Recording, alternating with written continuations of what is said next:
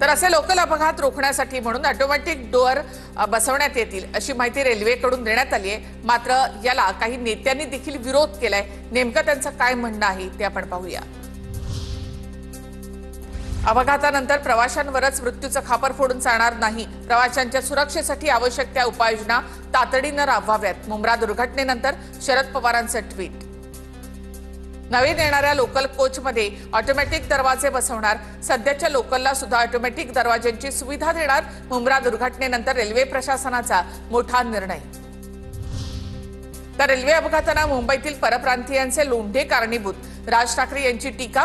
तर लोकलला दरवाजे लावल्यास लोक गुदमरून मरतील। रेल्वे प्रशासनाच्या स्वयंचलित दरवाजांवरून राज ठाकरे यांचं विधान। प्रश्न अहो कसे माणसं राहतील आतमध्ये गुदमरून मरतील, किती गर्दी असेल कल्पना आहे का तुम्हाला?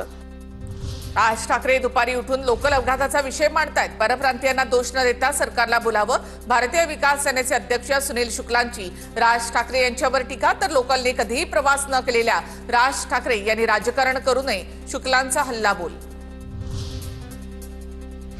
रेल्वे मंत्र्यांचा सर्व फोकस फक्त एसी लोकलवर, सुरक्षेवर नाही। मुंब्र्यामधील दुर्घटनेनंतर आदित्य ठाकरे यांची टीका।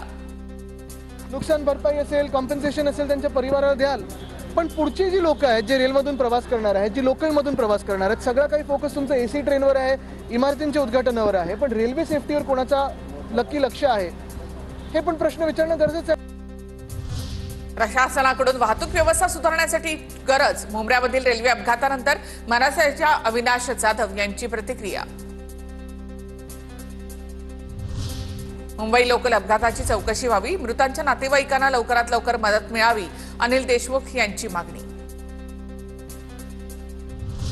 राजू पाटील यांच्याकडून बदलापूर रेल्वे स्थानकावरील व्हिडिओ पोस्ट। बदलापूर स्थानकावर रोज अपघातजन्य परिस्थिती पाहायला मिळते।